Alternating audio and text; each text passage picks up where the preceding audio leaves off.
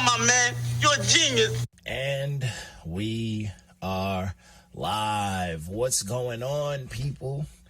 It's NotYaManz with another iteration of the Who's Manz series. I'm John D. Contradiction with RecklessDWR, and today we are interviewing artists. Please introduce yourself. I go by the name of Showrocka, but everybody calls me Showrock. Or you just saying, I said, hey, yo. That's me. So to kick off the questions, is Showrocka with the A? But everybody just said, like, I guess they simplify it.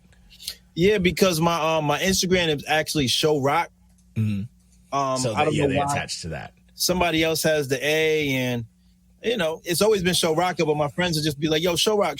So, you know. Okay. Hey, that's fair. I mean, it keeps it simple, but I mean, I like the A, man. A got, it's hip hop to me. You know what I'm saying? It's got a little bit of bounce to it, but I'm not mad at it. But so to dive into it, I mean, I've reviewed projects of yours. I've reviewed projects that you were on, and I've always seen you just in the like, as far as the way I call it, like the real spitters of Instagram rap. Now, you know what I'm saying? Like, because there's levels to it. There's like the artists, there's the hopefuls, the ones who just kind of stay in a comfortable pocket, and then there's the ones who just do it for fun. But then there's artists who do the visual thing where they promote a single, they make 1 million videos.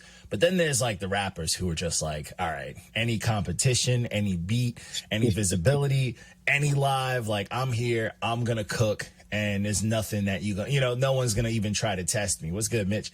So just seeing that's how I actually stumbled upon, like, when the first time I've seen you, you know what I'm saying? And I'm like, God damn, this dude, he punched like a battle rapper. You know what I'm saying? But he got technique, he doing all sorts of shit, and it was just like, it's dope to see that. But how do you feel as far as like these circuits, these online, like from the competitions, like the barkeepers and all those type of outlets? I feel like it's tough to be in all these different competitions, not because it's hard to write that many raps. When you write like I do, you write every day, you rap every day. So rapping is the easy part. The hard part comes is when you're really good at rapping and you start to win contests too much, that it starts to alienate people, and people start to view you with a sort of resentment that they're not winning these competitions, which to you may not even care if you're winning the competition. You might just be rapping to keep your pen sharp. Yeah. So I try to toe the line between rapping all over the place, but also kind of playing nice with everybody. And, people will get in their feelings because you didn't respond to their DM, or you didn't critique their rap or leave enough flames on their, on their latest Instagram video. And it's really like, I follow 5,000 people. I don't see everything. Yeah, and it's especially the way the algorithm's fucked up. It changes all the time. It only shows your shit to 10% of the people. So yeah, I would say that's probably the hardest part about all these different circuits. But it's a gift and a curse, because you meet a lot of friends, you meet a lot of collaborators, you meet a lot of spitters, and you meet the people whose pen you respect, who respect your pen. And it's like I say, your vibe attracts your tribe, and that's how you find your tribe. There's a lot of real estate on Instagram. So you just gotta, the more places that you are, the more people that you're gonna run into, and kind of pick and choose who your tribe is gonna be. Yeah. Yeah, no, I definitely agree with that. And it's like just having just these open windows, you run into all types of, just different type of artists and characters and like egos and stuff like that, but also just pens. Like I definitely can relate to, just doing it to sharpen my pen. Like, I'm not trying to win everything. It's not even for conquest. I'm doing it to see if I'm out rapping people, but I want to see who's out rapping me. I'm watching to see the people who, right. You know what I'm saying? I'm like, oh, he did something. Like, I want to know how people approach a beat. Like, I know how I hear it, or how I feel a beat. I want to see how other people approach it. I want to see how, when someone's inspired. I mean, it was, speaking of like the, barkeepers and stuff like that. There's one dude who, two dudes actually, who always stand out to me whenever they submit, Class and Elo. And the reason they stand out is because they're so like melodically, you know what I'm saying? Like, they're sonically like talented. They know sonics, they know melodics, and they approach they approach shit so unique and so different that Class to me, is very good with that. Class it's super he's creative. He's one of my Pendulum Ink brothers, so I know even when he's not in his melodic bag that he is dangerous with a pen. Yeah. And you know what we call Elo, right? Elo is dark-skinned Drake. He can get in all those different bags, but he's also got those Drake melodies that people love. Elo he's dangerous too. Yeah. I like and they both can do it. They both have the technique and the style to they can go off, but it's like they approach things, you know, because let's keep it real. You know, they'll be out of like 20 submissions, 10 of them shit's gonna sound the same. You know what I'm saying? 10 of them gonna have the same approach or rap about the same thing or something. You know what I'm saying? Something like that. But like the way these dudes kind of dig deeper, and you too, like you'll be like, all right, I'm gonna run a scheme for the whole thing, or I'm gonna try this. It's that's what separates things, and I feel like that's what people aren't striving for because they think it's just a minute on Instagram, and that's kind of what separates, you know, what separates the two as far as like real pen, you know, people who fuck with pens, like not. You know, you got to be we say it all the time on this page, you got to be a student of the game. It's not a student of just, you know, a fan of a page or a fan of a style or one rapper. You got to be a student of the game. And that's the difference where you get some people are rappers. Yep. And some people can write songs. Yep. And I find that the songwriters do better at bars kept than people who can just rap, because every beat is not built for just rapping. And every song that you remember, there are songs where there's crazy sick bars in them. But the memorable songs, the classic songs, they either have one of two things, and it's either a melody or something that tugs at your heartstrings, something that really makes you think of a memory. Like you think of like the DMX songs, like Slippin', How's It Going Down, stuff like that, or things with the melody. Even Juicy, even though it doesn't sound melodic, there's melody in the beat. And there's melody in the hook. There's a story, there's structure, there's something carrying that. There's a feeling carrying, like Juicy, we sing that shit with our, you know, we hear it, we yell it. If you don't know, now you know. Yeah, you feel that song from your heart. Like he's telling you a story of victory, like where he was like, yo, I used to look up to this, now I'm here. And it's just like, it's humble. It's not like him just going like, oh, I'm rich. I get bitches. I get money. No, he's telling you like, nah, bro, I didn't think I was going to get here. I always dreamed of it. And now I'm here, in a very humble, realistic, and, you know, for the time, that type of way. Like I used to fucking read magazines, you know, all these magazines and shit like that, you know, listen to the radio and get inspired. So it's humbling. You know what I'm saying? But that is true. There is a difference between people who just, you know, want to rap and then people who write song, like who structure. And that's also the approach, because the people who write songs, they knew how to rap. You know, they know how to rap. And then they were like, no, but I need to fucking make a song. You know what I'm saying? I need to make something dope. It's kind of like, you know, I mentioned battle rappers because you rap like a battle rapper to me. I'm a big battle rap fan. Your delivery, and that's the thing, like battle rapping is its own thing, and that's hard as shit. And purest form of hip hop. Yeah. Some people don't know how to go into that mode. Yeah, you better be ready to be in that shit. But see, that's because people think that it's just they're up there just rapping, and it's like, no. If you want to see someone go up there and just rap versus a battle rapper, watch what happened to Cannabis. Like it's a no. You know what I'm saying? It's bad.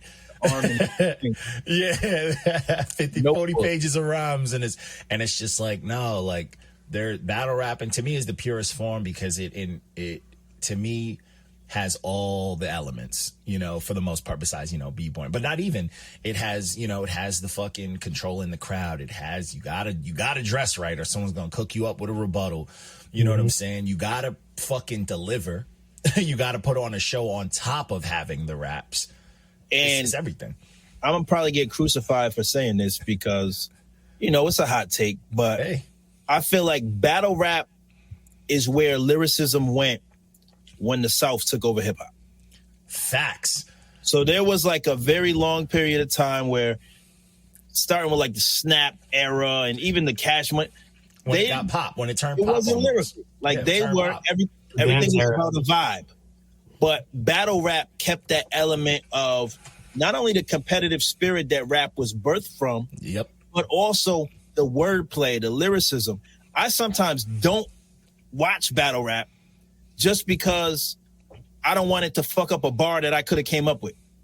Yeah, because then you hear something that sounds similar. You're like, I don't want to bite Right, that. you stole that from so-and-so. I'm throwing it out. Yeah, I'm throwing it out. Yep. Or a metaphor, you casually, oh, I could have used this. No, I can't. But that's how competitive it is. You know what I'm saying? Like, that's how competitive battle rap is. Even if you're writing a regular song and you hear that, you're like, nah, I'm not trying to do that. You know, you get that urge.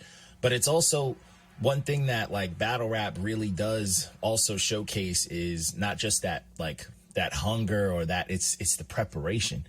It's the presenting yourself. And one of my favorite things about battle rap, which is it had a moment where it was losing it a bit.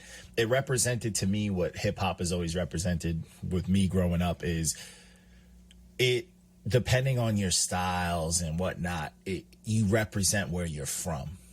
You know what I'm saying? You knew where this rapper was from just off of his style or how he came with it. And that's one thing with battle rap. It turned into more crews than actually where they're from, but you still get hints, like, you know.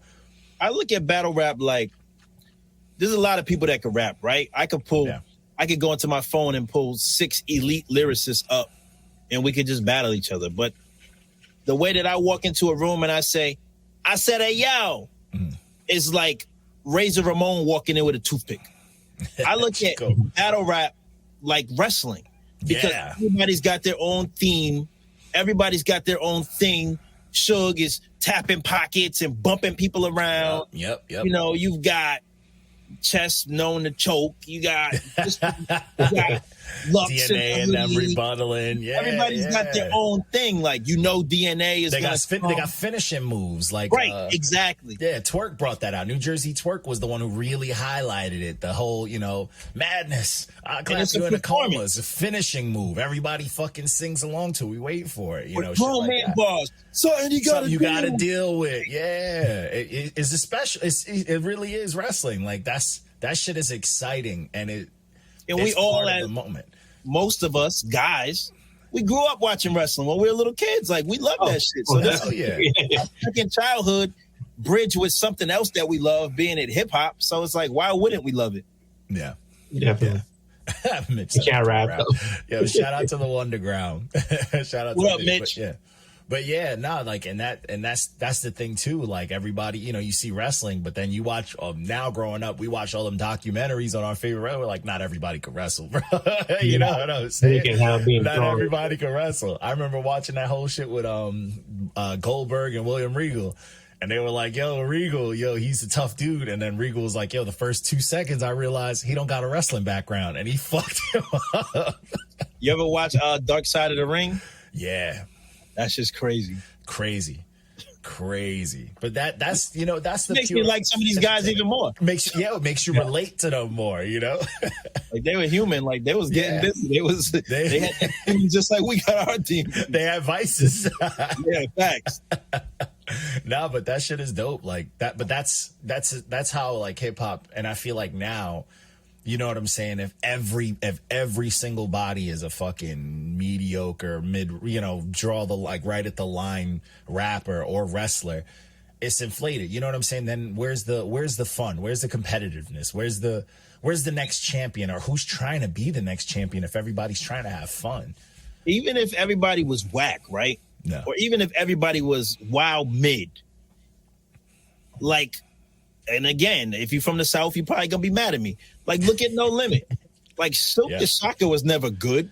C Murder was never that good. But when they came on a track, you knew it was them. Yeah. Yeah. No, y'all done heard of me. Or I ain't saying you need to come here, but you need like roll with me. Or off beat and shit. It's like they all had their own thing. Yep. And they all had a distinct voice. Back in the 90s, you did not need a track list to tell you who was on the song. Who was on it? You didn't need it. Busta Rhymes came on a song, you knew it was Busta. Nas, you can hear Nas's voice in a fucking Subway commercial and you know it's Nas. You don't need to with Busta Rhymes. So everyone had an identity that was tied into their voice. And now everyone sounds the same, where I can barely tell most of these guys apart. Like, I can maybe tell, like, Little Baby, maybe a Dirk, like, if you're big enough and I hear you enough. But most of these guys sound the same. Yeah. Yeah. And that really, it's weird because it's like, I get like when people come at us like aggressively for giving something a red stamp for not being original, and dudes hold on to it tightly, and it's like, yo, but you can probably, it's like, I know I can name, you know, I was like, I know I can name a bunch of artists that sound like that. She was on the Mac. That's all good. But it's like, I know I can name a bunch of artists that sounds like this artist that you're defending to the death, but it's like, you probably can too. And like that, you know what I'm saying? Like that don't make you feel a type of way. And I'm glad you said that, right? Because I was just having this conversation with my students earlier this week. And I was saying, if you're going to be a rapper, if you're going to put your product out into a public space and have it for consumption by the masses, you need to learn to take constructive criticism. And even if you don't agree with what the reviewer is saying, you need to take that on the chin and decide that in your head, you might say, this nigga's bugging. Fuck what he's talking about. Or say, maybe I can use this as a chance to get better. But either way, going back and forth with the reviewer, never gonna getting work. mad, trying to trash the platform is not the way to go. You guys reviewed my project with Spec Arson, the Pay the Rappers project. Yeah, Pay the Rappers. And I don't think you guys gave me a bad rating, but it wasn't as great of a rating as I thought. I thought that album was the greatest commercial success thing ever. I was like, this got shit you can dance to, this and that. And you guys really were like, okay, this is why we don't like this song. This sounds like it's not mixed right. And it's like, I had to take that on the chin. And some of that led me to do things better in the future. But it also humbles you. And niggas need to be humble. Yeah. True. And sometimes, like, even for me, like, that what I've learned is, like, you know, because I've gotten a red stamp on this page. It's my page, and I got a fucking red stamp on it. But it's like, it's made me the... That's crazy. Yeah, but it is what it is. You know, we keep it fair. And it's like, what he... You know, I always pick somebody who I've given a red stamp. I always give them a chance to give it back. Because I want to know they're going to find a reason to not fuck with my music. And what I learned was, like, even though the dude gave it, and I was like, man, I thought it was solid. In my head, I was like, but I agreed with what he didn't like because I thought it and I didn't do anything about it. You know what I'm saying? And it's like, I wasn't being honest with myself. You know what I'm saying? And it's like, it's those little moments that, those small things that'll take your music like to that level, you know what I'm, to that next level that you need to get to. And I feel like a lot of artists are just comfortable, and it's like, yo, you're comfortable, but like you're not there. And sometimes as the artist, sometimes you're right. Sometimes somebody will tell you something is trash. Like, I'm absolutely sure that the first time whoever heard Juvenile's High heard it was like, this is some bullshit. This is trash. He was like, nah, fuck this. This is dope. I'm gonna put it out. Yep. First time Funk Flex played it, he was laughing at it. But he played it enough that people were like, yo, this is kind of dope. This is kind of dope. Sometimes shit works. Like we say, like, if you ain't reaching, you ain't trying. But sometimes it, no Diddy. Sometimes it works. Sometimes it don't. Yeah. True. Yeah. And that's what's part of, but that's the beauty of the game. That's what keeps it fun. You know what I'm saying? Like, that's what keeps it dope. You could write some shit and be like, I don't know if I was fucking with it, and motherfuckers love it. You know, you could write some shit that you love and they hate it. That's part of the game. Like, that's part of the fun. That should be, both of those to me are reasons to keep writing. None of those should take you away. That shit happened to me last week at Straight 16. So I had this verse, and the verse was dope. And I would say I had a killer solid 12 bars. But then the last 4 bars, I was getting experimental with it. And I was like, is this going to hit or is this going to come off? Because I was on some shit like, yo, son, I'm really him. I'm Himmy Henchman. I'm him Duncan. But I was like rhyming it. And I was like, I make the page stabler. I'm Olivia Hempson. Like, just playing off the him. And people ended up liking it. There you go. But you weren't sure. They could have been like, yo, this nigga was cooking, and then he came with this bullshit at the end. But if you're not reaching, you went for it. Yeah, you went for it. Yeah, you went for it. And it's like, you can't be mad at that, because at the end of the day, something was learned. You felt something about it, something was learned. And if somebody was like, yo, that shit was whack, and you had you like, yeah, you knew you niggas would say that shit was whack. That's a fact.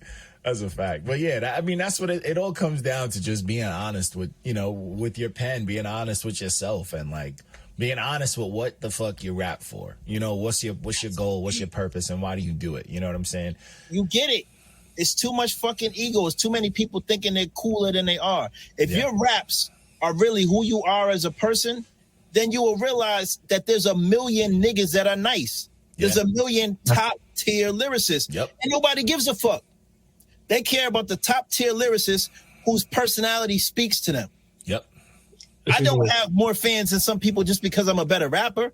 It's because I'm all over the place. I'm really outside talking to everybody. I'm responding. I'm genuinely giving you positive energy. You may not like my feedback. I might tell you shit is trash, but you're going to respect the fact that somebody told you why it's trash. I mean, even my own team, sometimes they'll be taking me out my own group chat and be like, yo, Rock is a fucking dickhead. He's always pushing us too hard and this, that. And I'm like, look, man, y'all want to work or not? I told my team, I said, I love y'all, but if I was a boss, I would have fired y'all. I don't like your work ethic. They didn't appreciate me saying that. They say, Rock, sometimes you're telling us the right things, but it's the way that you say them. But it's like, it's semantics. It's like the reason you're taking it the wrong way is because you just don't want to admit to yourself that you don't want to work that hard. That's it. That's it. That's it. I just fuck with him. I already got a sugarcoat shit for my wife. I don't need to sugarcoat for y'all niggas. Y'all be all right. I mean, and I truly get that too. I mean, hey, shit, like, I'm like that. Like, even with this page, I've there's people that have been on the team. I kick people off. I'm like, yo, you got to do something. You know what I'm saying? You're not gonna just sit here and do it because it's like, yo, I take most of it on the back. Like, I run the website, I'm running the socials. Not my fault, no Diddy. Nah, but I take, I'm like, I handle all this. I carry it. I'm like, yo, I do the website, all this. So I'm like, all I'm asking for is for a couple reviews. So it's like, if you can't do that, then not like, peace. Like, you know what I'm saying? Like, don't sit here and use the brand to get you some features and get you some, get your come up and not fucking, contribute. And it's like, I'm not asking for much. But, so I know you're the host, but can I ask you a question? Always. Now, I know a lot of people, like, if you're a basketball coach, you don't necessarily have to have played the game. You have to know about the game, but all of the best coaches weren't necessarily the best players. Now, as someone giving reviews, I feel like rappers tend to be like, well, who the fuck are you to give me a review and tell me my shit if you're not nicer than me? So how do you guys kind of deal with that? Because you're not going to be nicer than everybody you're reviewing. Oh, yeah, absolutely. And it's like, when I started this, I did, I used to have like, randoms, friends and all that, but I kind of made it so it's artists. I wanted to be artists being reviewed by artists, and not necessarily to be like, yo, we're nicer than you or anything like that, but it's more to be like, we understand, but we're always down for some smoke. Like, if someone's trying to rap, we will go for it. And if we get cooked, we will post it. You know what I'm saying? So we want to keep the level. We don't want to, like, we're not trying to be above nobody. And you know what I'm saying? We're trying to let people know we're right here. So, but in, knowing that, we're ready for that. We're ready. We know we're not going to be nicer than everybody. So it's like, as far as we're concerned, our credentials comes with what we've done and what we're actively still doing, and that's just being involved. And then the format that John put it was like the best one time listen, like you will with your boys music that it gives you, hey, I'll check out my mixtape. Same deal with everyone else, big or small, no matter, you the same one listen, don't matter who you are. And that's why people, they get mad when it's like, we give Kanye a fucking yellow stamp, and it's like, yeah, because I didn't sit on it for a fucking month like you guys do because he's famous. I didn't force myself to like it. And because Kanye's not giving you kickbacks or posts or shot, you don't, to you, he's no different than us. You're not connected to him. You're just playing the music as what it is. As what it is. And it's like, I'm giving it, I'll review it when it drops on a Friday, because obviously we gotta pay bills. We gotta get the site a little more of that traction. But at the end of the day, I'm not looking at his project no more than I'm looking at some dude it's their first release, or, some shit that was submitted. It's nice to have a platform where everybody's not dick riding. Yeah. Because there's no politics to it, because there's not a lot of money involved. When there's no money, there's less politics. Yeah, So when there's no big endorsements and none of that extra shit. Yeah. And that's why also people, you know, this page has been around for a minute, almost, probably for over 5 years now. And everybody's always like, oh, you know, you get a little bit. I'm like, yo, I keep the money enough to keep the page going, but I'm not charging people more than what they're expecting people to pay if they want them to buy their album. That's why it's $1 a song. You know what I'm saying? I remember fair. Yeah, we talked about it. Yeah. A long time ago, I sent you when I dropped the song with Tragedy, Gaddafi. Yeah. And that was the first time that I had come into contact with you guys, and you guys reviewed it on air. And the live shit. I missed the live reviews, man. But yeah, it's like I'm not here to, you know what I'm saying? I'm not here to be like, oh, I'm not an A&R, I'm not this big mogul that's shutting people down. But it's like, but if you want me to listen to it on some, like, you want a new fan, then it's like, I'm charging you what you would expect me to pay for that track or that album. You know, if you want me to buy that album off your Bandcamp, oh, it's $10 because it's 10 songs, then you know what I'm saying? Give me that. You have a thankless job. And as someone who in the real world, my 9 to 5, I'm a fucking tax assessor. That is a thankless job. So I understand a bunch of haters, a bunch of people screaming in your face all day, but you gotta do the job. But you guys don't have to do this. You do it because you love the culture. So this is just me giving you guys your flowers because it's a thankless job. You got a bunch of fucking entitled indie MCs, Kanye West, who think they shit is the hottest shit since sliced bread. And a lot of the shit is trash. Yeah, bro. We got a lot. You guys somehow find the time to review everything. I love it because you guys put me up onto established artists who I didn't know they were dropping a project. Like I seen. Oh yeah, like today. Yeah. Roscoe P. Coaching. That nigga was in jail for like 15 years. For a hot minute. Right after he blew up. Project. And that whole project is about that. And that's what was sending it to my man's like, yo, there's a new Roscoe P. He said, why the fuck are you calling me about Roscoe P? I said, nah, hear me out. Yeah, no, but that's the beauty of it too. Like I've been a fan of music my whole life. I grew up in music. I've been in bands, all sorts of shit like that. So I love music. I genuinely love music. I was that kid that would go into like FYE and fucking just buy whatever album covers look dope, and then I go tell the homies what was whack and what wasn't, you know, and I burn copies. Showing your age now. You said FYE. You remember Strawberries? Oh, man. I don't know about that shit. So it's like, yeah, even just saying buying CDs is crazy. But, you know, it's like, I was buying CDs, and then I when still be pressing up CDs. Yo, it's still dope. Yeah, people like them.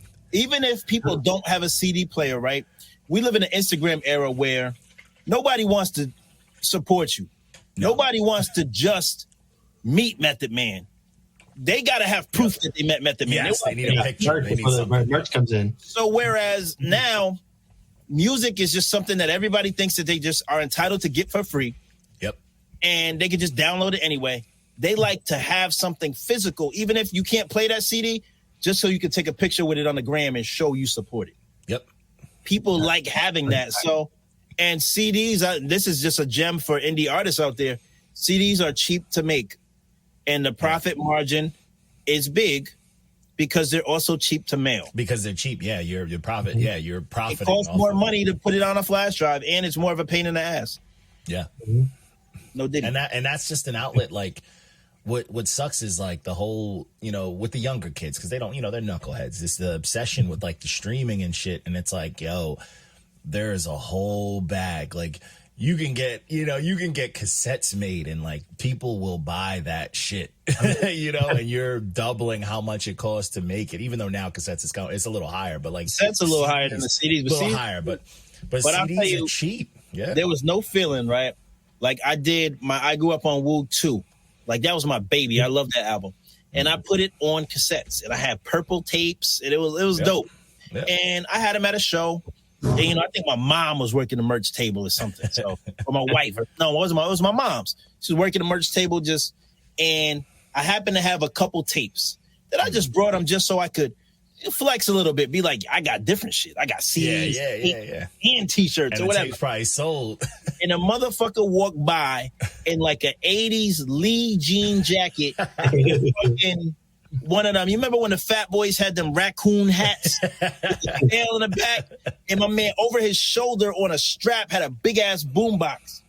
And I was like, "Oh, that shit work, G?" He was like, "Hell yeah!" And I was like, "This for you on the house." Nigga took the tape, put that shit in. Nigga, there's no better promo than that. I think I got a video of it too. Yep. We were just in the moment. I was just so happy to see somebody that embodied that era where I came up rapping, and he was so happy that a nigga had a tape. Yeah. Shit that he had brought as an accessory. Yeah, he got to use it.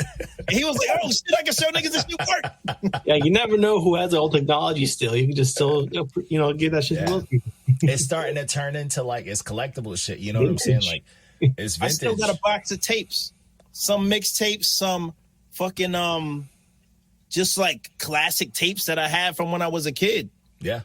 And one thing that is dope though in the digital era is I was able to buy a flash drive that has every DJ Clue mixtape that he ever made on one flash drive. It's fine. Nice. And I bought a specific Bluetooth speaker that I could just plug it right into and just play it. Yep. Just let that shit play all day. Like in the summertime when I'm out barbecuing and shit. Yeah. It's like roulette. You don't know what the fuck is gonna come up. But it might be Show Me the Money from 95. Yeah. But it brings you back. Illuminati, but all that shit is fire. Yeah. Nah, that's dope. I mean, those deep album cuts. It's just that you ain't gonna look up on Spotify because that shit never even came up. Yeah, it wasn't cleared or nothing. You heard it from a CD you bought from out someone's trunk. And a CD that's better quality than streaming too. Yeah. Hell yeah. I mean, yeah, man, that was the fun of it all. You know what I'm saying? When shit is just right in your pocket on your phone, it takes away the fun. You know what I'm saying? There's no fun. Like, I feel like motherfuckers don't even enjoy live music no more. Like, you know what I'm saying? Shit used to be fun. Now the kids just want to do drugs and fucking zombie out and shit like that. It's like, even think of this, like, and I think they should do this, but they won't. But I think they should. Like the way that when you come into a comedy show, right? Like the big guys, like Dave Chappelle or fucking like Chris Rock, they will take your phones and put them in a pouch. Yep. Oh yeah. They used to, I forgot what they're called, but they hit the button, so you cannot get into that pouch until you leave. Yep. It doesn't open. Gate. Because if you look at concerts now, what do you see? People with their phones up, not even having fun. I actually went to. You watched the whole concert through your phone screen. Yeah. Which is also crazy because it's like other people the view you're recording is garbage. The audio is absolutely terrible. Abysmal. And I was guilty of it last night. I was at the Apollo at the Fat Joe shit, but I just wanted to be able to show everybody how many people were there. Yeah. But what I would do, right, and this is kind of like my move for the concerts, I'll take like the first 20 seconds of that person coming out, then I'll put the phone in my pocket. Then you put it away. You just want to be like, all right, this is it. He was there. Like, this is what I was experiencing. That's what I do. Just fucking a little thing. Okay, I was here. Yeah, just a small. Yeah. I don't need I don't like to carry. Like motherfuckers is there. Yeah. I'm like, you just got a 30-minute video on your phone. You about to watch that back? Like, the whole time. Especially if motherfuckers is tall and in front of you, then you got to start. Or maybe if it's my favorite song or something, I'll get it. But you just kind of, we got to get back to being in the moment. Yeah, man. In the moment, man. Like, I enjoy, like, I don't think I want to see footage of, like, all the old school hip hop. Like, when I used to do the Sounds of the Underground or the fucking Rock the Bells. I don't think I need to see what I was doing during that. You know, I just like the thought of, like, I got to see Doggy Style played from front to back. I got to see Illmatic played from front to back. I got to see Midnight Marauders. That's the shit. You know what I'm saying? Like, I just enjoy that thought. And this another crazy analogy about and I'm gonna give the preemptive pause, no Diddy. But it's like porn, right? The actors are in the moment. But if you're trying to shoot your own porno, the shit usually comes out trash because you either focusing too much on the camera or you focusing too much on the girl in the camera shot. And you're not enjoying it. You just you gotta be in the moment. Yeah. It's true though. Yeah. And it's like, you got a camera, man, you could be in the moment. Imagine if the rappers was up there trying to film their own set while they trying to rap. Yeah. It's trash. Nope. Nah, it's just crazy, man. They definitely do need to bring that. I went to I like my punk rock shit, and the Misfits played. and they had, you know, the original singer, they had Danzig, and I was like, oh shit, I'm going to this, and they had those bags there. Man, that's one of the funnest shows I ever fucking been to. You know, I had a blast, bro. You know, I didn't have to worry about shit. I'm like, I'm not gonna lose my phone, you know, jumping around like a fucking idiot. I had a blast. So imagine if you're the performers, right? If you're gonna do some shit that's like surprising, you're gonna surprise niggas, or you're gonna do something that's crazy, and no one can. And no someone one has seen that show before, then it's not crazy to them the second time they've seen it. Yep, especially if you watched on it. The internet. Yeah, and that takes away that's almost like that's another thing. Even if we want to compare it to shit that this generation does, this is the generation of fucking spoilers. That shit is terrible, bro. Yo, I hate these niggas. That shit is terrible. If I don't watch Power like the night it comes out, yeah, you gotta watch it exactly when, or else it's ruined. With come out, oh my god. I'm like, why are you telling me that this guy died? I didn't need to know that. Like, you don't have friends? And motherfuckers be waiting. They can't wait to tell, yo, did you see when this guy died last night on? And it's like, bro, did you have to? Why couldn't you say did not watch it last night? Why can't you just ask? Start with that. Talk to a friend about that. Why you gotta talk to the internet strangers? Like, you don't got no friends? It's crazy. That shit is terrible, bro. That shit is mad corny, bro. Like, and that shit, like, I see it affect some older folks. Like, you know, I play video games and shit. One of my homeboys, that motherfucker got to beat the game as soon as it come out. He got to finish it as soon as it come out. I'm like, bro, like, give me a minute. Let's co-op. You know what I'm saying? You don't got to finish the shit right away. Right. Like, imagine if they finish it and then they just told you what to do. Oh, this is, you got to do this. Then you don't want to play it no more. Then I'm like, I'm not playing this bullshit. Yeah. Nah, that shit is extremely fucking corny. And it's just like, it takes away the fun, and it's weird because a lot of the things you notice with like a lot of the younger cats, and we're not like that. I'm not that old, but it's like, you know, the younger kids with that instant gratification, a lot of the shit that you start to notice when it comes to them with music or anything is they're trying so hard to force the moments that like we had that we're telling them about. They want it so bad that they're trying to make it out of anything. In school, they were getting nudes. They never had to, they call it Riz now, but they never had to Mac on a girl. They never had to at the mall. At the mall.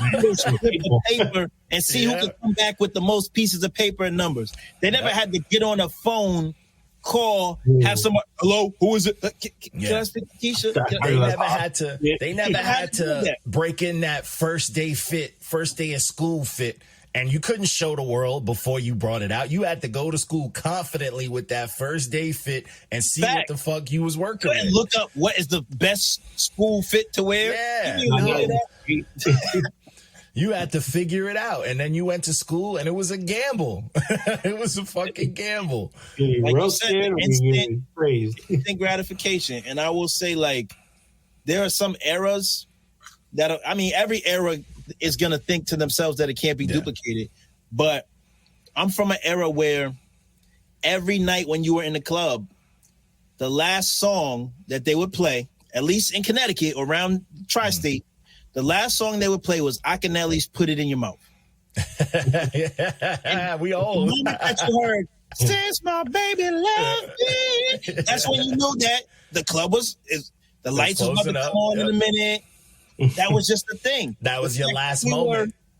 We were in the club when To the Window to the Wall came out. Like we were, well, at least I was of clubbing age when Little John was popping, when T-Pain first came out. Like, oh man, it's the energy that will never be replicated because now the young people turn up to emo music, so it'll never be the same. Like they get hyped, sad shit.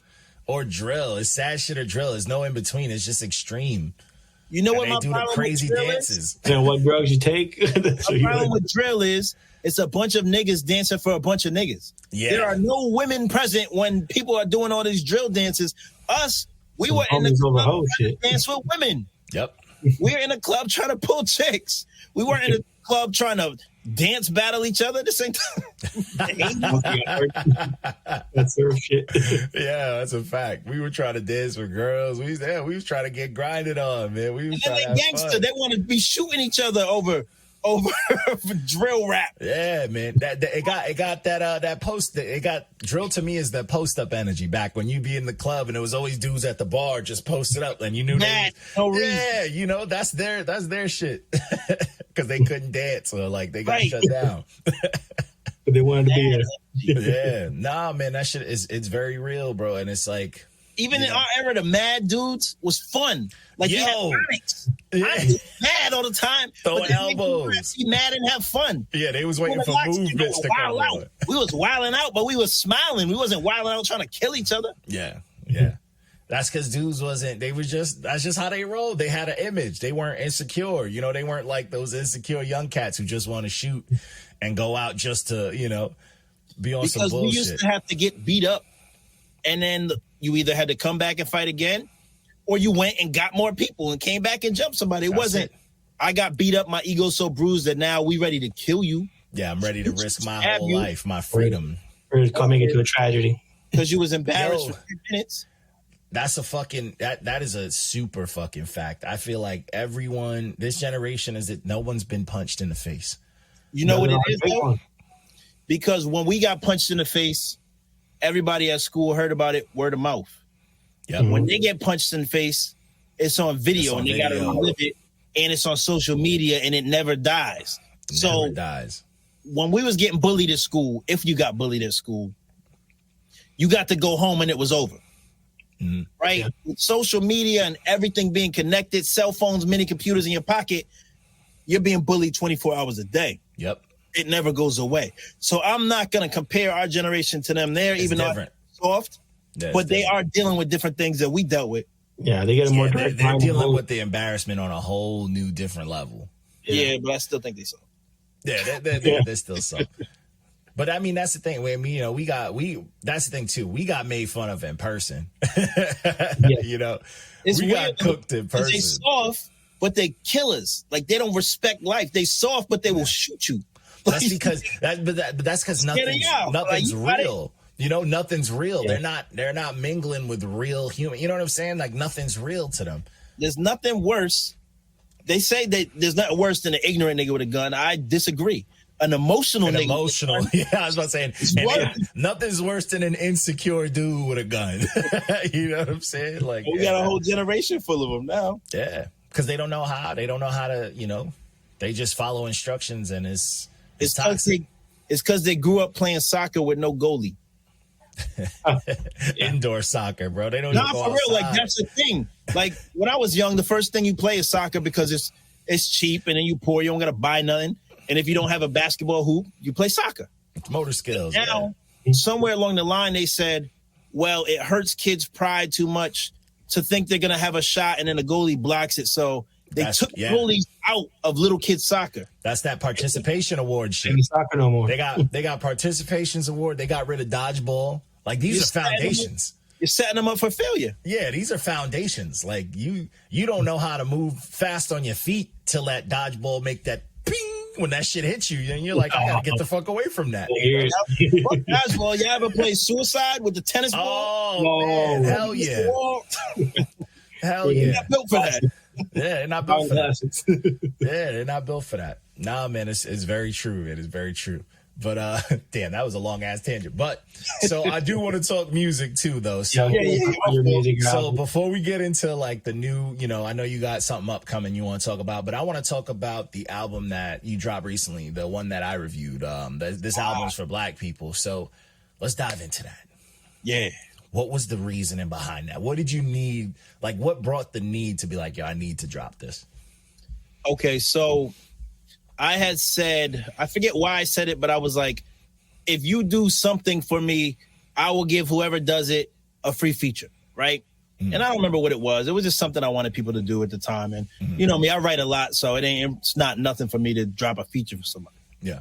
So Jerome Duffy, who's an Instagram cat, Duffy. You guys know Duffy. Shout out to Duffy. The mailman, he raps. We call him Monk. Yeah. Because he's Buddhist. So he sent me a beat. Or he sent me a couple beats, and I was like, damn, I really like this one. But I'm like, I'm a Black person who's very unapologetically Black. Like, I went to Choate. I went to the whitest institution. I was at school with Ivanka Trump. I went to Ivy League University. Like, I'm a black man who's in these very white spaces, and I'm very unapologetic about my blackness. And I just say what I have to say sometimes. Yeah. And I know that Jerome Duffy is very into the ADOS movement with like foundational Black Americans as being different from, you know, like Caribbean blacks or Africans. Like, we are black people from here. Yeah. And even at school, I used to say, oh, we're the minorities. Like, oh, because you're black. No, because we're American blacks. Yep. Everybody else has somewhere to say they're from, Haiti or Jamaica or Nigeria. But where are you from? Here. No. Like, where's your family from? My family's from here. Yeah. Like, originally, somehow we're from Africa, but we're from here. We can't trace our lineage back. Yep. So knowing that that's the type of energy that Jerome Duffy's on, I said, it gave me an excuse to really rap about the type of, you know, black experience that I like to talk about. So I did it. And after I did it, he just started sending me more beats. And I was like, yo, I want to do a whole fucking project. Yeah. And originally, I think I was going to call it like, this album ain't for white folks or something. But I was like, that's a little too harsh. It's a little too harsh. Like, this album is for black people, which even a lot of people thought that was harsh.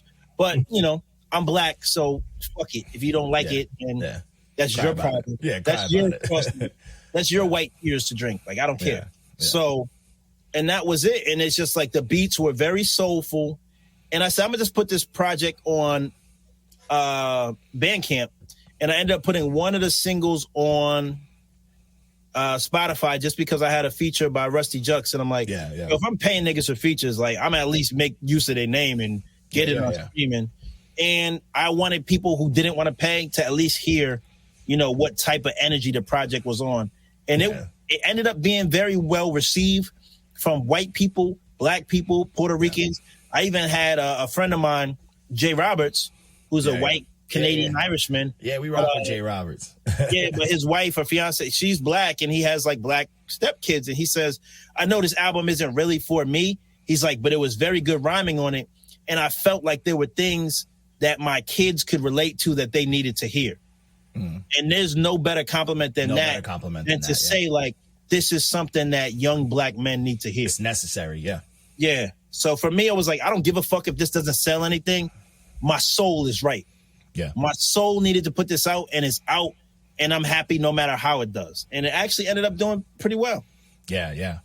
I mean, I really rocked with this project, man. I was like, it just like, you know, what he needed for the stepkids. It's like, it's necessary. It's necessary to have these realistic projects coming from a realistic source. Like, you know, everybody wants to, you know, it's like the new fad to be like, oh, To Pimp a Butterfly. But it's like, but that's a concept piece. Thank you. That shit was whack. Thank you. It was gimmicky, bro. It was a fucking Everybody gimmick. Likes to say, oh, well, it just went over your head. Gimmick. And then I'm a very cerebral, lyrical rapper. That shit didn't go over my head. And then fucking the message was great, but guess Blue what? Came out with a black album, and nobody listened to it, bro. Come on. You know who else had a great message, but their music also sounded good? Was fucking Public Enemy. Public Enemy. I grew up on that. But don't tell me that just because Pimp a Butterfly had a great message that it's a great album. Sonically, it was not that good. It had a couple. It was very confused. It had a lot of random shit going on. Like, I get you're experimental, but not everything worked. Not everything worked. And especially like, coming after Good Kid, Mad City, which I would say is a perfect album. It's everything. It's the black experience. It's a movie. It's a fucking movie. It's a movie. I put Good Kid, Mad City up there with the fucking Chronic. Oh yeah. It's arguably it's up there with the greats. Like, to me, that's the West Coast Illmatic. Yeah. I mean, honestly, to me, and, you know, I'm not a Kendrick hater, but like, if it wasn't for that album, he would not be held as high up as he is. Yeah. It's because it's literally, it's like, bro, I love the conversation. You know, I'm like, I personally like J. Cole will cook him, but J. Cole doesn't have a good, you know what I'm saying? He doesn't have a good kid. I'm team Kendrick over Cole, but Kendrick get a little weird. Yeah. I mean, he has his Forest Hill Drive. That's always something. But it's not. Forest Hill Drive is not good kid. You know what I'm saying? No, not even close. It's very close. Yeah, Cole is the truth. And he drops out. He's never really dropped out anything whack, but he has never put out a good kid. And that's, you know, there's a lot of artists that not many artists have put out a good kid. You know what I'm saying? Cool. There's a lot of artists might argue the Friday Night Lights mixtapes. It's still not it. It's still not Good Kid. You know what I'm saying? No, it's not. You can look at the fucking. Some You can look at some of the best lyricists. Arguably, Jadakiss has never put out a whack verse. Never. But he never had an album like he's Good Kid, never Mad had City. he's never had a Good Kid. Yo, and that's it. And that's what it is. It's like it's just that it's a movie, bro. It's Boys in the Hood on wax. You know what I'm saying? Like you don't get better than that. But like, yeah, this project to me, I was like, man, this is something. This felt close. You know what I'm saying? Like this felt close. I was like, bro, this first listen, I was like, shit. And it was authentic. It was very authentic. So authentically, I'm not a corny nigga. So it didn't come off as corny. No, it didn't come off as a gimmick. Authentic. It didn't come off as corny. It was very relatable to your era, which, you know, I can tell we're probably close to the same damn age because of the nostalgia that I felt and just the messages, the small things on there. And I was just like, bro. And the hooks. I don't normally take advice from people on albums because I like to feel like I know what the fuck I'm talking about when I'm rapping. Like there may not be, there's a lot of places in life where I'm taking advice, but I feel like one place where I trust myself is usually in the booth. But I did take a little advice from my wife, and this was, I normally don't listen to her about shit, but she goes, make sure that it's not all angry.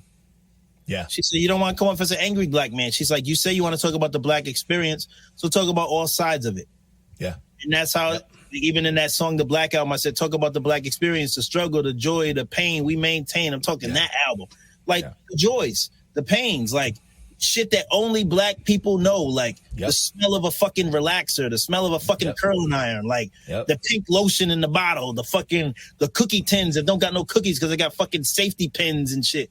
The junk drawer, you open a drawer, it's full of fucking old fucking batteries and shit. Doesn't matter where you're from in the country, if you're black, or like the bedspread with the tiger on it, or the fucking the plastic on the couch, just like shit that everybody, if you're black, you can relate to. Maybe not all of it, but you can relate to something. There's something on there. Yeah. Nah, man, I truly agree. I will say this is a hot take. So at the time when you sent this, I was very, because you were like, yo, I want you to review it. And I was like, shit. And I went into it, and at first I was hesitant. Because at the time I was I'm still working on it, but I was working on a project. I'm making the production for a project I was going to put out called Right Things, which is similar. Like it's about like the black experience. And I heard this and it kind of made me like, oh man, like I was like, I got to switch things up. But this was dope because it gave me more confidence in my project because your story's your story. You know what I'm saying? It made me like want to make my story, my story is authentic. Yours is it. But I was like, bro, this is different types of stories. Like you even mentioned it, being. And I want to hear your story. It's being like the American black, you talked about like how you're like, yo, this is where you're at, with that. You're like, no, I'm from here. And it's like me, I'm like that. And I have, my family's Haitian and all that, but it's like, yo, I'm like the Haitian, but I don't speak Creole, I don't speak French. You feel me? So like my black experience was that. And it was like, growing up, I had long hair, a couple of white friends. Like, oh, white boy. They call me Tony Hawk because I fuck around with bikes and skateboards. And I'm just like, you know what I'm saying? But that shit is stuck. You know what I'm saying? So it's like, that's my experience. So it was dope to see yours having a lot of similarities, We need more of that. We need more rappers showing you their identity through their music. Yep. Because back in the days, we didn't have podcasts and Instagram every day. We didn't know what you were like other than what your music displayed. Yeah, we just knew your stories. Yeah. Yeah, we just knew your stories. And that was we didn't know the lore. We didn't know what went into it. We didn't know the background, the behind the scenes. We got to speculate about it. And that was fun. Yeah. Like, oh, I heard about that. I think you trying to like piece things together. Yeah. Even now, I still do it. After watching like this whole Diddy situation and the whole Suge Knight thing and all the shit coming out with Tupac, that's just bringing up, hello, this the thumbs up. But yo, that's just bringing up fucking, I'm like, oh, I remember reading about this shit when I was young. Like, oh, I remember the cop that was involved with the Tupac. And it's seeing that, it brought it back to me. You know what I'm saying? I'm like, I don't need to look this shit up. I know this shit from when I was growing up. I was obsessed with this.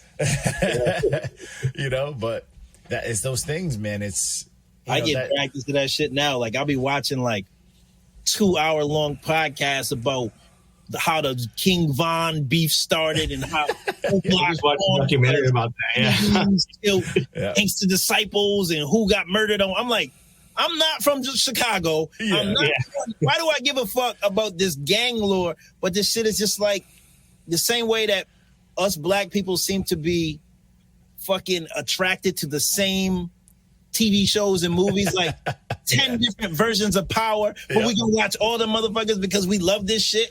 And that's how I feel like this Black Experience album is. You can do it. Jerome Duffy can do it. Fucking 50 other people can do it. And I'm going to listen to it every time because it's another iteration of Power. It's another Power book. Like I'm listening to Tariq, but now I'm listening to fucking, wasn't it, Zeke? I want to hear these stories. Yeah. A lot of spin-offs. That keeps it, and that to me keeps us together rather than like, everyone, I kill people, I'm from this block, blah, blah, blah, blah, blah. I'm shooting at bitches. I'll tell you, I'll fuck your bitch, I shoot and all that. And it's like, it's you old. Though, it's it's literally hit a point where it's old. It's old, and we now have social media to know that I can hear you on a track saying, like, here's a perfect example. I was at a show in New Jersey at Dingbats. Hey, I know Dingbats. These kids, two young kids. They weren't that young. They were 20s, mid-20s. Yeah. Start rapping. And the first song they did was off a Benny beat. And I'm like, okay, they got some bars. They can rap. Yep. Then the second was some original song. And it was, yo, I'm fucking your bitch, da-da-da-da, pull up in the Bentley. And I'm like, I just seen these niggas pull up in a beat-up Corolla. Yeah, come on. Bitches. There's no women. You have no women with you, and there's no women in this venue. So I no longer believe anything you're saying.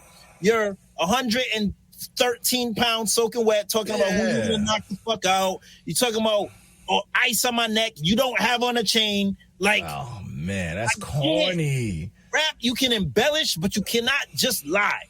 You can't just straight up lie. You could be like, I pull up in a foreign. If you got a 82 Benz, it's still a foreign. I mean, you can stretch it a little bit. Yeah. You just say ice on my neck. It might be fake ice, but it's something. Yeah. You get to embellish and rap. You don't get to just flat out lie. Yeah, you don't get to just lie. And it's like you're treating the listener like they're fucking stupid. Like we're fools. Like you're selling us. And you could do that back in the day when we couldn't see you. But if I see you every day on Instagram living like a bum, and after your rap, you're talking about how you a boss, I don't believe it anymore. You working at the drive-thru in your story. You posting the fucking French fry grease in your story, but you rapping about bitches and money, bro. I don't know. It's a chick around in Connecticut. I say that. I don't want to pinpoint it too much. No.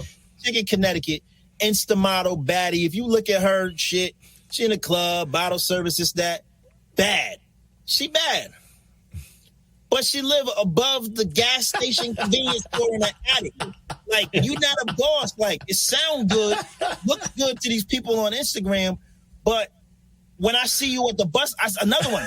At the bus stop. Yeah. Like, you're an Instagram baddie, but I see you on the bus stop going to work at fucking Target. Like, yeah. And there's nothing wrong with working at Target, but wrong with that. But when you selling this boss, diva, CEO lifestyle, I'm not going to the Olive Garden. I don't talk to niggas unless they make six figures, and you don't even own a car. Yep. Like, yeah. Come on. If you don't take them unlimited if you don't take the unlimited soups and salads at fucking Olive Garden. You don't take these breadsticks and shut the fuck up. Fact. Just crack cocaine on the bread. Yo. Fucking Olive Garden. That's fancy. Back in my day, that was hood fancy. That was hood fancy. It was Red Lobster, Olive Garden. That's hood fancy, man. You kidding me? Bro, even the fucking street food is not cheap no more, bro. When I was growing up, chicken wings and fried rice was $5. Chicken wings and French fries at the Chinese shop's like $10 now. It's like $12. I was like, yeah, that shit used to be $4, bro. What the fuck? It was $5 and you got 5 wings. Now it's like $12 and you get 4. Like, what the fuck is going on? That's when I knew the world was fucked up. We need a new president. Whatever president.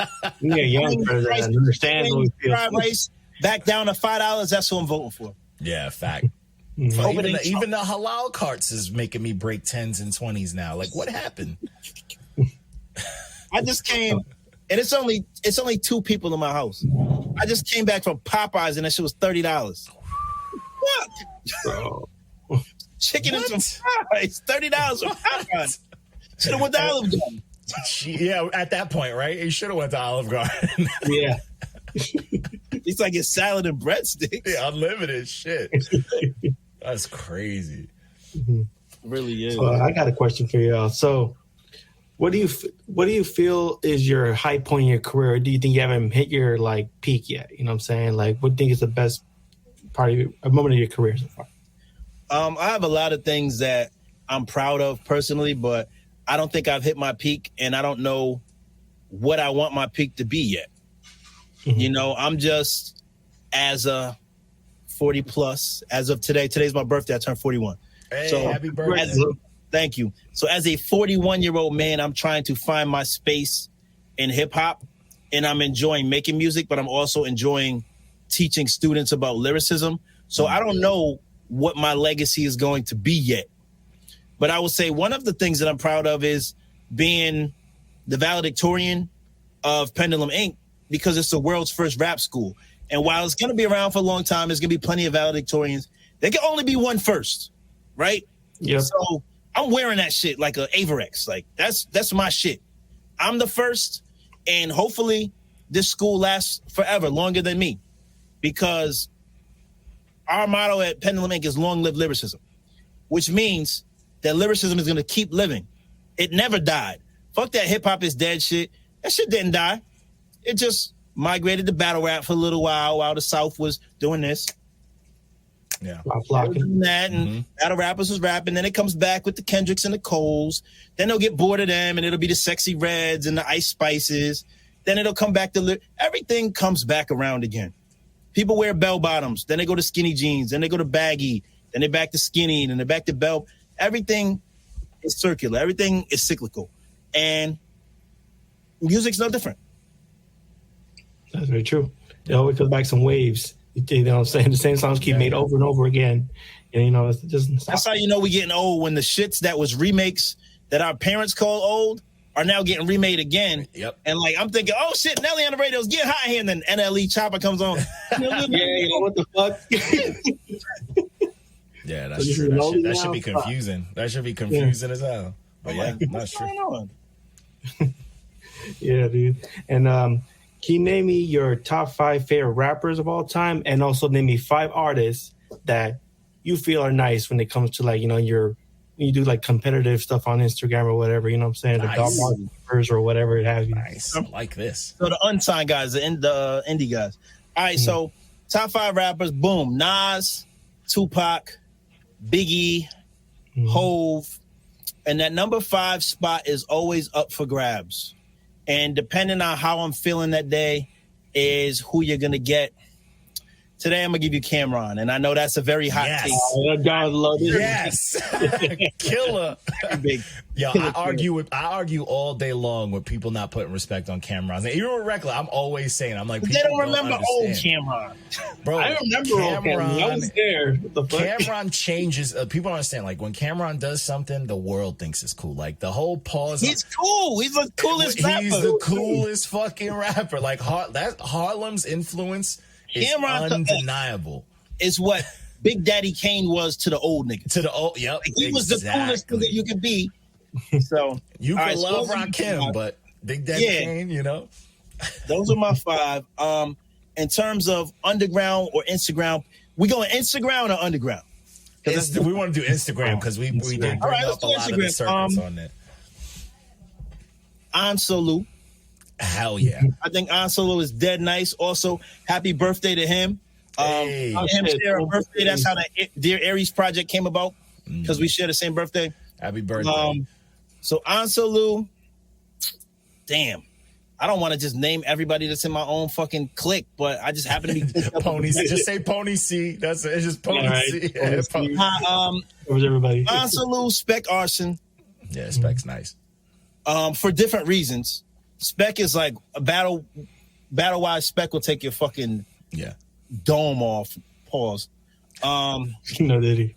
Yeah, no Diddy. So Spec, Anselu,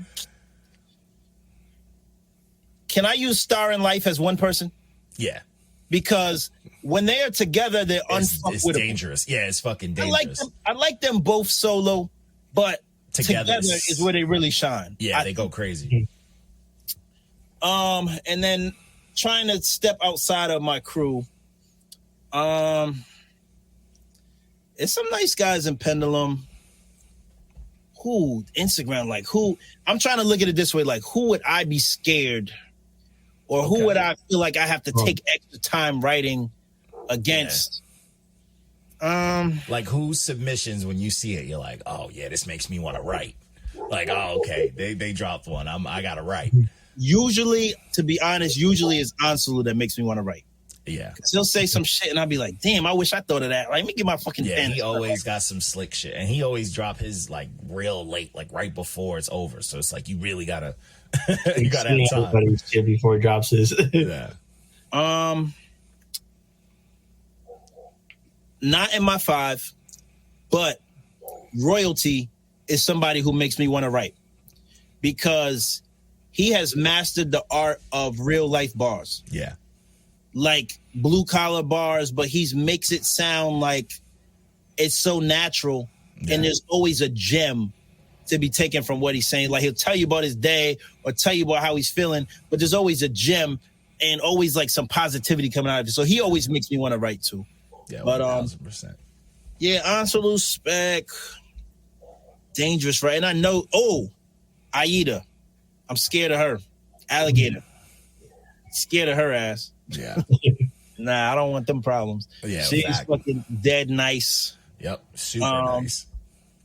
And that's not to take anything away from anybody else. A lot of motherfuckers is nice, but yeah. He's one of my tops. That's it.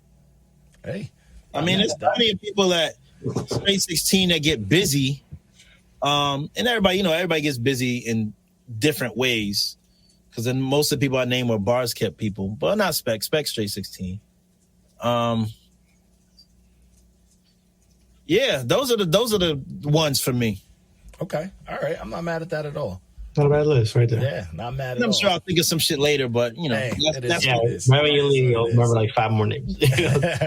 So later, I'm gonna wake up tomorrow and have a fucking diss from like, hey, you ain't scared of my pen, you ain't nice. Like, relax. You remember me, motherfucker?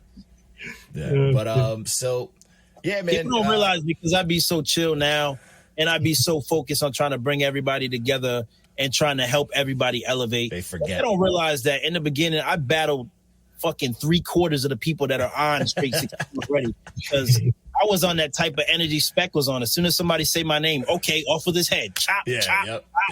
Battle half those motherfuckers already. So now it does nothing for me.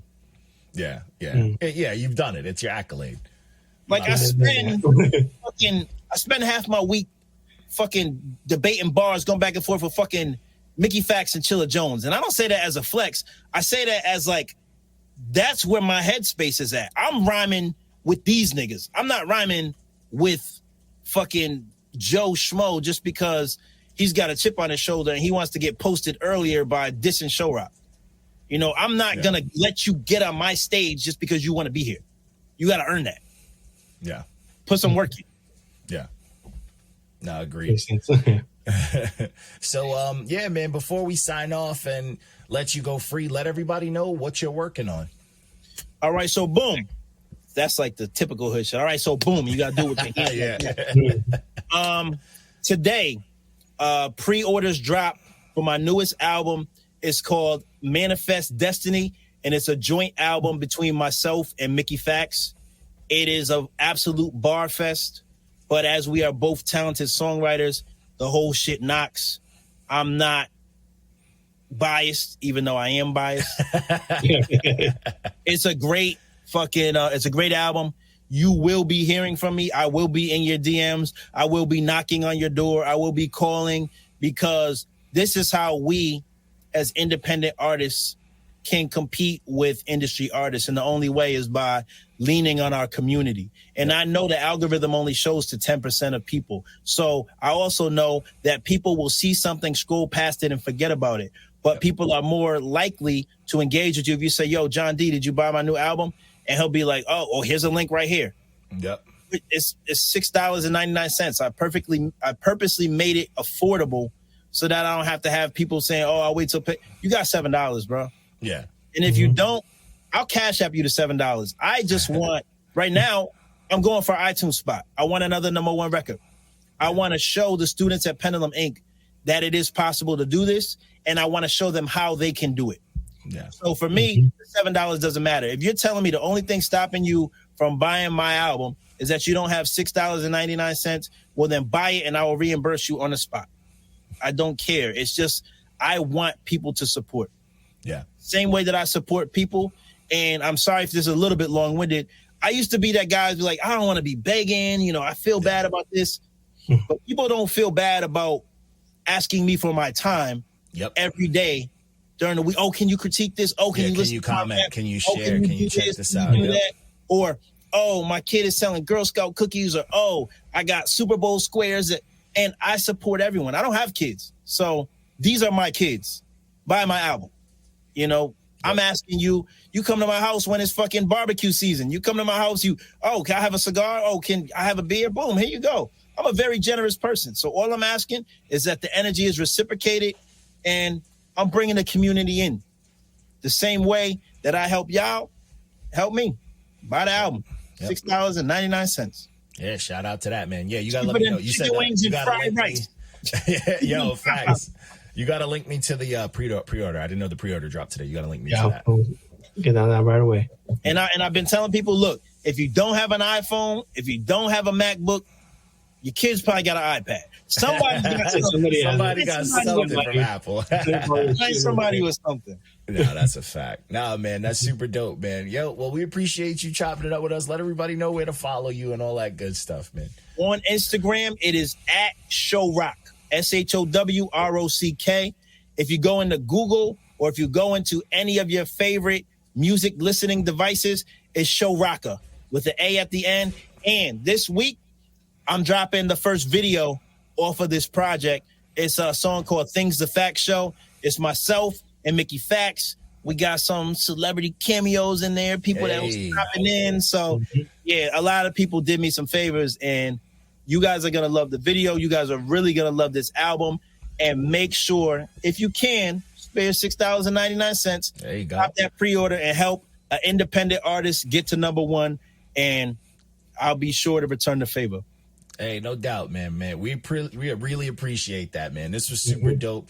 Thank you for having me, guys. This was fun. Yeah, man. This was dope, man. I love chopping it up with fellow artists and people who really appreciate the art, the culture, the sport.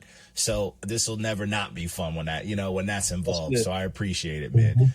Appreciate everybody who hopped in, talking to us, Mitch and everybody, Royalty chatting with us in the chat. Bison showed up. Yo, we appreciate y'all, man. We're signing off, peoples. Y'all have a good one. Say that. I said it, yo.